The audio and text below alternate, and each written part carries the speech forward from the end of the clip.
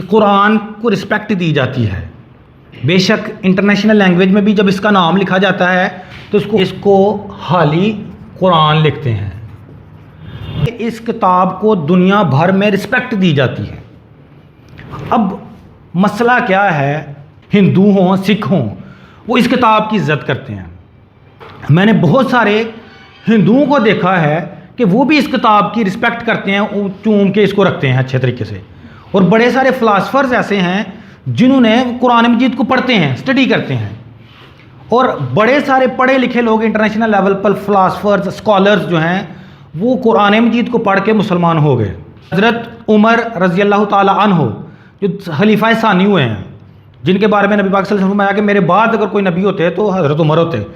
وہ بھی ان کی بہن جو ہے اور ان کا بہنوئی جو ہیں وہ قرآن پڑھ رہے تھے، قرآن مجید پڑھ کے وہ مسلمان ہوئے تھے. اب مسئلہ کیا ہے کہ کیوں آئے دن اس معزز کتاب، اس مقدس کتاب جس کو حالی قرآن کے نام سے، دا قرآن کے نام سے جانا جاتا ہے، کیوں بے حرمتی کی جاتی ہے، یا کیوں نبی پاک صلی اللہ علیہ وسلم کی ناموس کے اوپر آئے روز حملہ کیا جاتا ہے؟ تو اغیار کی طرف سے یہ معاملہ کرنے کی جو وجہ کیا ہے کہ جب ایک چیز سے مقابلہ نہ ہو سکے تو پھر انسان گھناؤنی اور گندی حرکتوں پر اتر آتا ہے. دشمن ہوتا ہے نا جو کسی چیز کا، جب اس سے مقابلہ نہ ہو سکے تو پھر وہ کیا کرتا ہے؟ گالی گلوچ، بد تہذیبی اور برے کام کرنا شروع کر دیتا ہے. لیکن یاد رکھیں کہ قرآن مجید وہ کتاب ہے کہ جس کے بارے میں اللہ تعالیٰ نے قرآن میں فرمایا ہے اِنَّا نَحْنُ نَزَّلْنَا الذِّكْرَ اِنَّا لَهُ لَحَافِظُونَ. ہم نے ہی اس کتاب کو اتارا ہے اور ہم ہی اس کی حفاظت کرنے والے ہیں. جس کتاب کی حفاظت کا ذمہ اللہ تعالیٰ نے لیا ہوا ہے، وہ کہتے ہیں نا بدلے کا زمانہ لاکھ مگر قرآن نہ بدلا جائے گا. قرآن میں اللہ نے کہا لا تبدیل لکلمات اللہ، اس کتاب کے کلمات بدلے نہیں جا سکتے. اب اس حفاظت کا اللہ پاک نے ذکر کیا ہوا ہے. اب وہ کیا کرتے ہیں کہ نسخے کو تو جلا سکتے ہیں لیکن اس کے جو الفاظ ہیں وہ نور بن کے اٹھ جاتے ہیں. قرآن کو نہیں جلا سکتے، اس کے نسخے کو جلا لیتے ہیں لیکن اس کو نہ مٹا سکتے ہیں نہ اس کے مقابلے میں کچھ لا سکتے ہیں. اب یہی وجہ ہے کہ جب قرآن مجید سے وہ مقابلہ نہیں کر سکتے تو وہ اس طرح کی حرکات کرتے ہیں. اس کا دوسرا مقصد کیا ہے؟ وہ یہ چیک کرتے ہیں کہ کتنے اب مسلمانوں کے اندر غیرت کس لیول کی رہ گئی ہوئی ہے. آپ یہ دیکھیں کہ 56 کنٹریز ہیں جن پہ اسلامک میجورٹی ہے، 60+ کنٹریز ہیں جہاں پر اسلامی حکومت ہے اچھی خاصی. 60 ممالک ہوں، 56 ممالک جو OIC کے ممبرز ہیں وہ صرف ایک قرآن مجید کے جلائے جانے پر ایک اجلاس نہ طلب کر سکیں.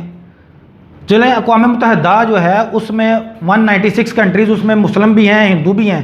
حالانکہ اس کو بعض لوگ کہتے ہیں آزادی اظہار رائے، فریڈم آف سپیچ، لیکن اس کو فریڈم آف سپیچ تو نہیں نہ کہتے. مطلب مثال کے طور پر آپ میں سے کوئی اظہار رائے کا خیال کا مطلب کہ آپ کہتے ہیں سر مجھے یہ پوائنٹ سمجھ نہیں آئی ہے، مجھے پوائنٹ دوبارہ سمجھا دیجیے گا. آپ کہتے ہیں سر یہ بات دوبارہ بتا دیں، یہ ہے اظہار رائے. سر مجھے کل والا لیکچر کی صحیح سمجھ آئی تھی، آج والی ذرا پرابلم ہو رہی ہے. یہ ہے آزادی اظہار رائے، فریڈم آف سپیچ. لیکن آپ یہ کہنا کچھ اور گالی نکال دیں، کہیں یہ میری آزادی ہے، مجھے فریڈم آف سپیچ ہے، تو ایسا نہیں ہے. آپ میں سے دیکھیں آپ کسی دوسرے مقدس مذہب جو ہے اس کی کبھی کسی مسلمان کو توہین کرتے دیکھا ہے؟ کیونکہ قرآن میں اللہ تعالیٰ نے کہا کہ دوسروں کے جھوٹے خداؤں کو بھی برا بھلا نہ کہو، پھر وہ تمہارے سچے خدا کو بھی برا بھلا کہیں گے.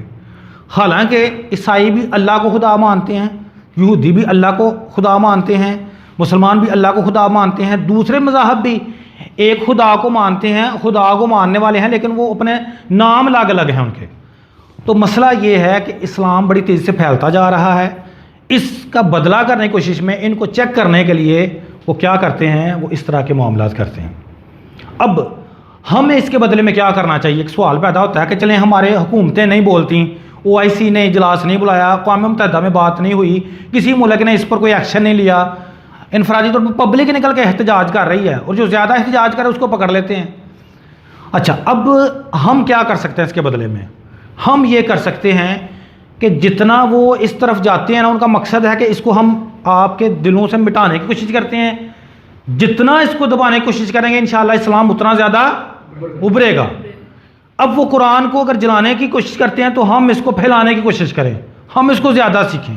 ہم کیا کریں؟ زیادہ سیکھیں اور اس کو سیکھ کر اس پر عمل پیرا ہوں خود سیکھیں، دوسروں کو سکھائیں، اس پر عمل کرنے والے بن جائیں، اس کو اتنا نافذ کریں تاکہ اس کا حقیقی جو مقصد ہے وہ حل ہونے کی طرف آئے۔ تو مختصر اینڈ کرتا ہوں بات کا کہ جذبات تو مجروح ہوتے ہیں مسلمانوں کے، لیکن ہم نے اس جذبات میں آ کر کوئی ایسا قدم، کیا ہوتا ہے کہ ایک ملک میں کوئی جا کے دوسرے کو قتل کر دیتا ہے تو کیا ہوتا ہے، پھر ان کو دہشت گرد ڈکلیئر کر دیتے ہیں۔ تو کہتے ہیں کہ حکمت عملی سے کام لینا پڑتا ہے۔ تو ہم اس کے علم کو پھیلائیں گے انشاءاللہ، اور ہم اپنی کوشش جاری رکھیں گے۔ تو اللہ کا جو وعدہ ہے اِنَّا نَحْنُ نَزَّلْنَا الذِّكْرَ وَإِنَّا لَهُ لَحَافِظُونَ، قرآن کی حفاظت کا اللہ تعالیٰ نے ذمہ لیا ہوا ہے، وہ تو محفوظ ہے، لیکن ہم نے دیکھنا ہم اپنا کردار کیا ادا کر رہے ہیں۔ ہم جہاں چھوٹے سے چھوٹا کردار ادا کر سکتے ہیں وہ کریں۔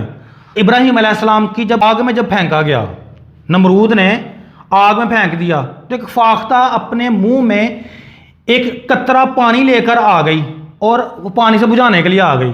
پوچھا گیا کہ یہ فاختہ یہ کیوں، پانی کے قطرے سے کون سی آگ بجھ جانی، اتنی بڑی آگ ہے پانی کے قطرے سے بجھ جائے گی؟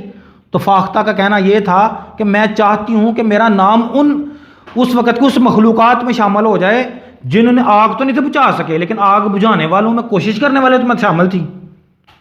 حضرت یوسف علیہ السلام جب غلام بنا لیا گیا اور آپ کو بیچنے لگے تو ایک بوڑھی عورت چند اشرفیاں ساری زندگی کی کمائی وہ لے کے کھڑی ہو گئی۔ تو کسی نے پوچھا کہ آپ ان اشرفیوں سے کہاں حضرت یوسف علیہ السلام کو خرید سکیں گے، ان کو تو بڑے بڑے مالدار خرید رہے ہیں۔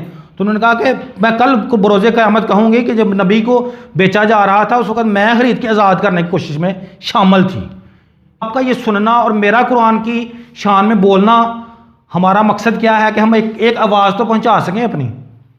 کہتے ہیں کہ ایمان کی 3 کیٹیگریز ہیں۔ سب سے مضبوط ایمان یہ کہ اگر تم اختیار رکھتے ہو تو ہاتھ سے روکو، اگر ہاتھ سے نہیں روک سکتے تو پھر دوسری کیٹیگری کیا ہے کہ منہ سے اس کو روکو، برا بھلا کہو اس کو۔ تیسری کیٹیگری کیا ہے کہ کم از کم اس کو اگر منہ سے بول بھی نہیں سکتے تو کم از کم دل میں برا جانو۔ تو ہم کم از کم دوسری کیٹیگری بھی تو آ سکتے ہیں، ہمارے پاس اختیار نہیں کہ ہم یہاں سے روک لیں، لیکن ہمارے پاس کم از کم منہ سے بولنے والا اختیار تو ہے نا۔ اب قرآن کو نافذ کیسے کرنا ہے؟ قرآن کیا کہتا ہے؟ وَبِالْوَالِدَيْنِ احسان ہے، والدین کیسے احسان کرو۔ قرآن کیا کہتا ہے؟ اخلاق سکھاتا ہے، سچ بولنا سکھاتا ہے، سچ بولنے والے اخلاق، ایک دوسرے سے گالی گلوچ نہیں۔ مومن کی نشانی کیا ہے کہ یہ لغو باتوں سے بچتے ہیں، بیہودہ فضول باتیں نہیں کرتے۔ تو ہم اگر گالی گلوچ کرنے والے ہیں تو ہم قرآن پر عمل نہیں کر رہے، ہم ان چیزوں کو چھوڑیں۔ تو ہم نے ان چیزوں پر عمل کرنا ہے جس کا قرآن کہتا ہے، اور ان چیزوں سے بچنا ہے جن سے قرآن منع کرتا ہے۔ تو یہی اصل میں قرآن کے اوپر عمل ہے۔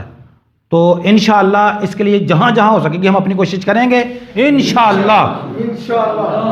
اللہ تعالیٰ آپ کی جوانیاں سلامت رکھے۔ جزاک اللہ۔ السلام علیکم ورحمۃ اللہ وبرکاتہ۔